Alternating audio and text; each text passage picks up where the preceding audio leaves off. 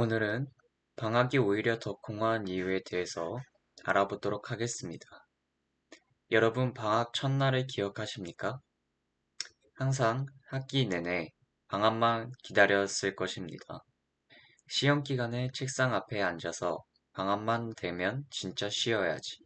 방학만 되면 뭐 하고 싶은 거 다 해야지. 먹고 싶은 거 다 먹어야지. 운동해야지. 하면서 버텼을 거라 생각합니다. 그런데 하지만 항상 막상 방학이 시작되면 어떠신가요? 첫날은 진짜 신이 나게 됩니다. 학교도 안 가고, 과제도 없고, 늦잠도 자고, 밥도 먹고 싶은 거 먹고, 유튜브도 실컷 보고. 하지만 이러한 생활도 며칠이 지나게 되면 이상한 느낌이 들기 시작합니다. 뭔가 허전하고, 무기력하고, 하루 종일 힘든 일을 하지 않았는데 왜 이렇게 피곤하지? 라는 그런 느낌이 들게 됩니다. 유튜브 보고, 게임하고, 밥 먹고, 하고 싶은 걸 다 하면서 하루를 보내는 이러한 생활을 반복하는데 왜 이렇게 공허한 것일까요? 심지어 어떤 사람들은 학기 중이 더 활기찼다고 느끼는 사람도 있을 것입니다. 그때는 바빠서 힘들었는데 막상 자유가 주어지니까 오히려 더 공허한 마음이 드는 것입니다. 왜 이러한 역설이 생기는 걸까요? 오늘은 그 이유를 설명해 보도록 하겠습니다.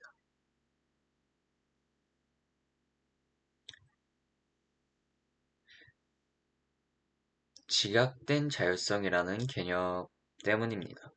진정한 자유란 단순히 아무것도 안 해도 되는 상태가 아니라 확실하고 명확한 질서가 있어야 합니다. 그 안에서 내가 선택한다는 느낌이 있어야 한다는 것입니다. 범위는 정해져 있지만 선택은 내가 하는 것이고 단순히 아무것도 안 해도 되는 상태가 아니라는 것입니다. 그렇다면 방학을 한번 생각해 보도록 하겠습니다. 해야 할 것도 없고 가야 할 곳도 없고 어디서부터 어디까지인지도 모르는 상태입니다. 아침에 일어나도 오늘 뭘 해야 하는지 모르고 하루가 끝나도 오늘 뭘 했는지 모르는 상태가 반복되는 것이지요. 뭐, 걱정과 근심이 늘어나는 환경이라고 볼 수 있습니다. 이게 아주 자유로운 상태처럼 보일 수 있을지 모르지만 심리학적으로는 자유방임의 상태라고 볼 수 있습니다. 자유방임의 상태에 놓이게 되면 어떠한 일이 생길까요?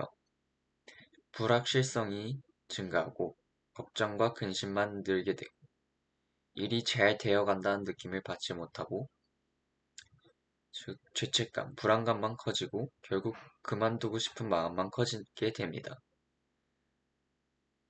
그래서 방학에 아무것도 안 하고 누워있을 때 드는 이상한 죄책감, 뭔가 해야 할 것 같은데 뭘 해야 할지 모르는 그 막막함, 하루를 낭비한 것 같은 그 찝찝함이 바로 자유방임의 상태가 되는 것입니다.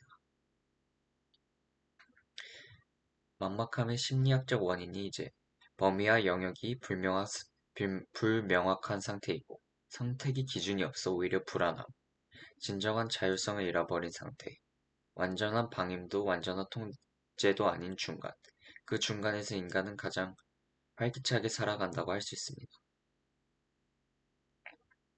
그래서 자유가 주어졌는데 오히려 더 불안한 역설, 자유방임이 만들어내는 심리적 현상이라고 했습니다. 그래서 학기 중에 더 활기찬 이유는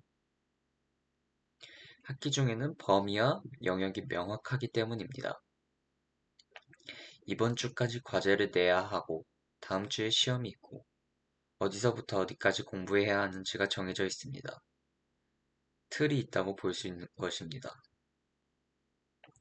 그런데 그 안에서의 선택은 본인의 것입니다.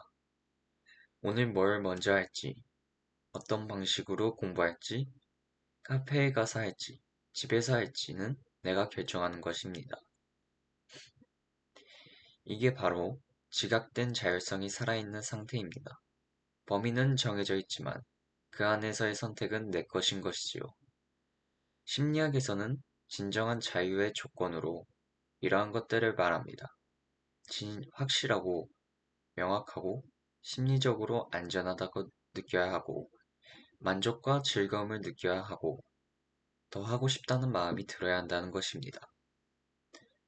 학기 중에는 이 조건이 어느 정도 충족됩니다. 범위가 명확하고 과제를 끝냈을 때 성취감이 있고 수업이라는 집중하는 시간이 끝나면 자기 하고 싶은 일을 할 수 있는 자유시간이 기다리고 있습니다. 하지만 방학은 범위도 없고 성취감을 느낄 기준도 없고 하루를 잘 보냈는지 못 보냈는지 판단할 기준 자체가 없습니다. 그러니까 방학이 오히려 더 공허하게 느껴지게 되는 것입니다.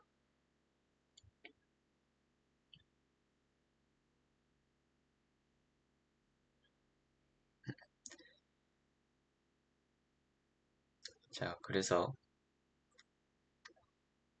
방학 계획이 항상 작심삼일인 이유가 매일 몇 시에 일어나고 공부하고 운동하고 자격증 준비하고 독서하고 시간표를 빽빽하게 채워놓지만 이 계획이 항상 무너지는 이유는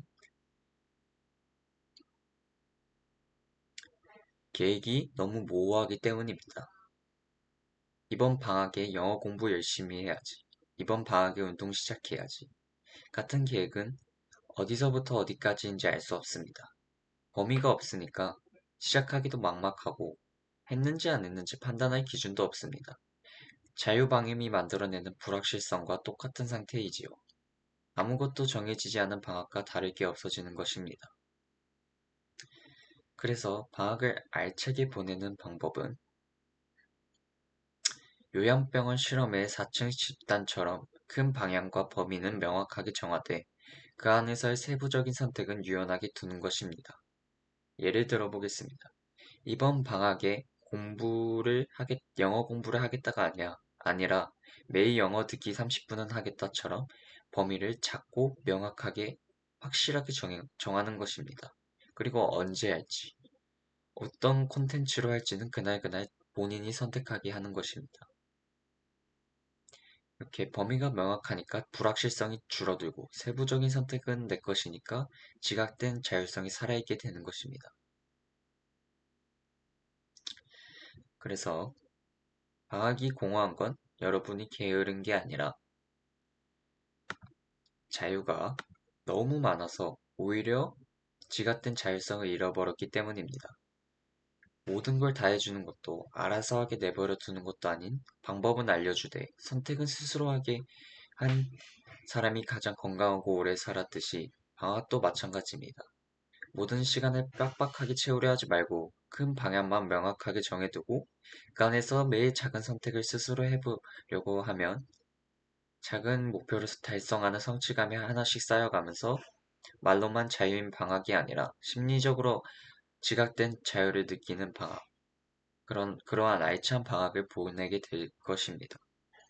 오늘은 이렇게 방학이 더 공허하게 느끼고 알찬 방학을 보내는 방법에 대해 알아보았습니다. 감사합니다.